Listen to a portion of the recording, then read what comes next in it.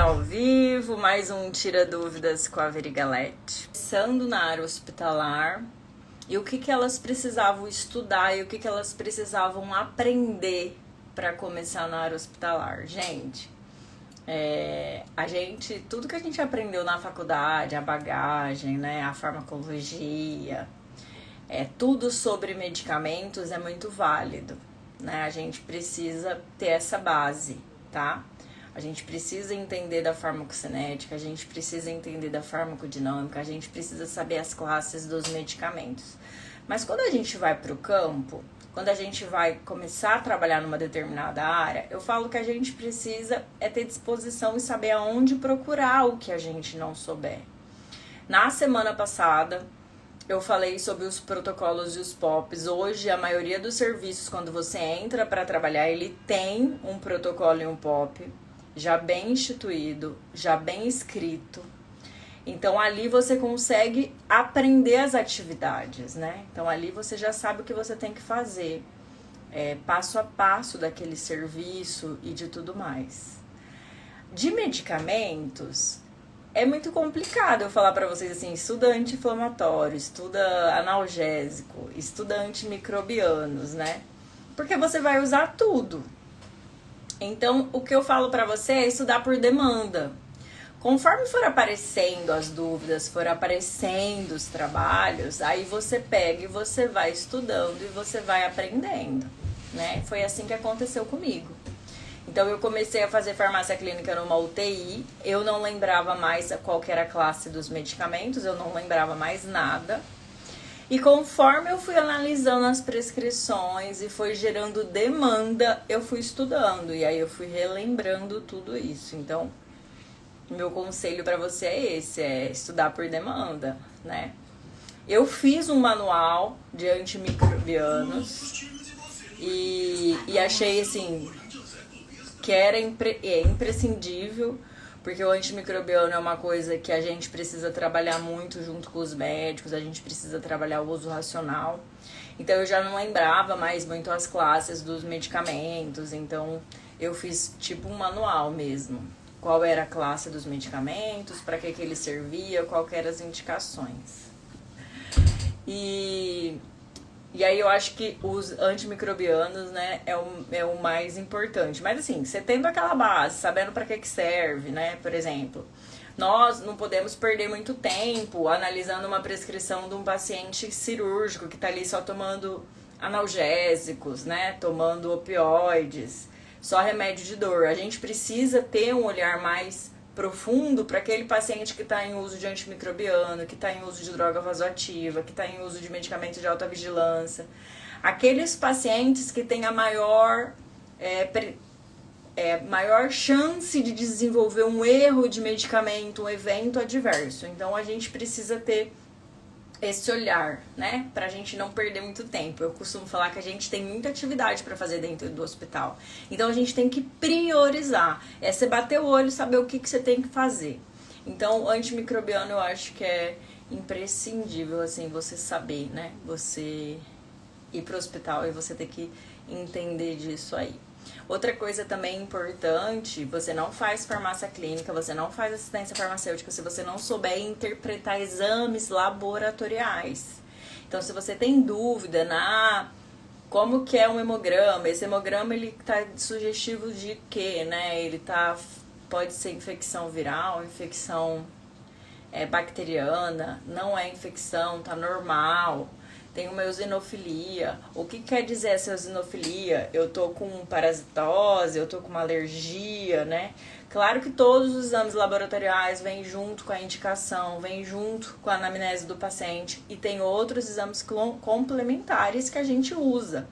Mas é importante sim, você farmacêutico, saber como que a gente analisa um exame, né? Para que serve aquele exame, quais são os exames para a função renal, quais são os exames para a função hepática, quais são os exames sugestivos de coagulopatias, né? Então, isso daí também eu acho que é uma coisa assim imprescindível para você saber, tá?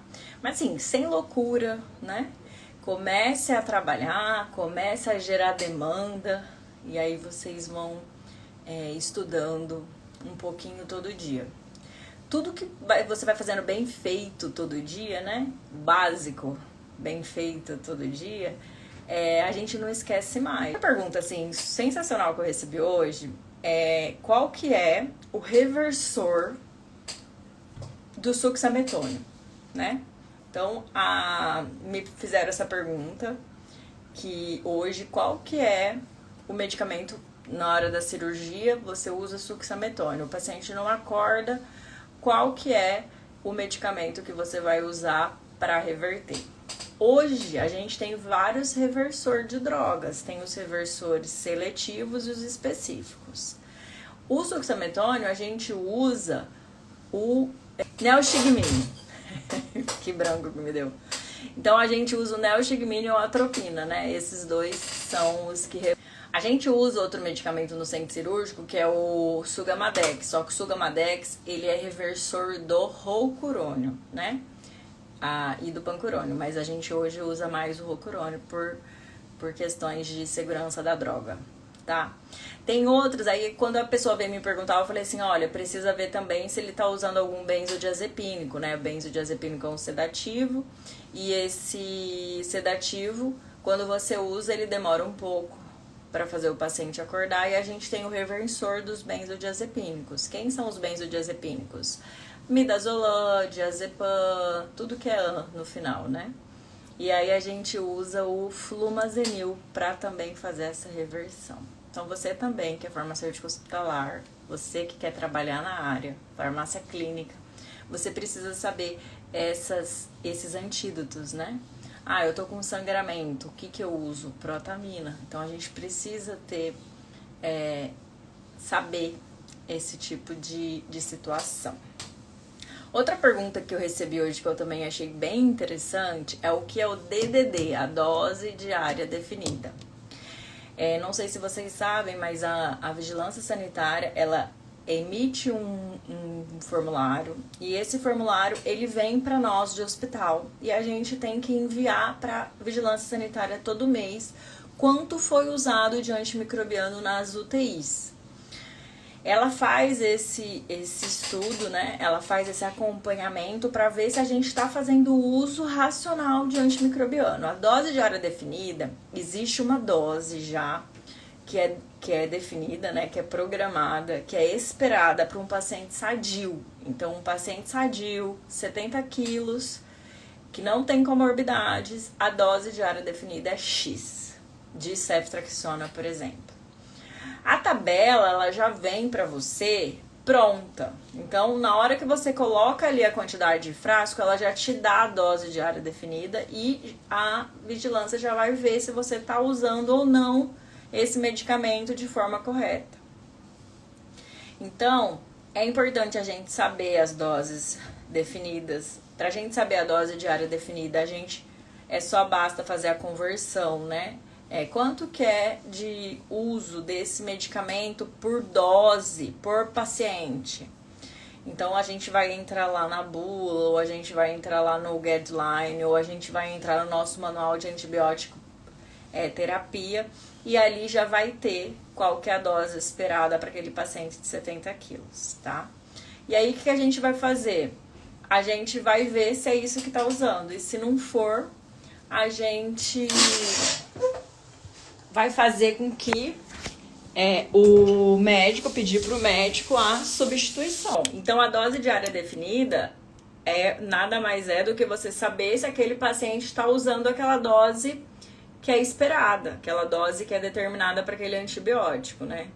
Então, tem lá, vamos supor, vancomicina, quanto que a gente usa? 1 grama de 12 em 12. Se esse paciente estiver usando mais, na hora que você colocar ali para converter, ele já dá automático que a dose é muito maior do que ele está usando. Então, a gente, como farmacêutico, a gente tem como intervir nesses casos e fazer com que o médico diminua essa dose, né?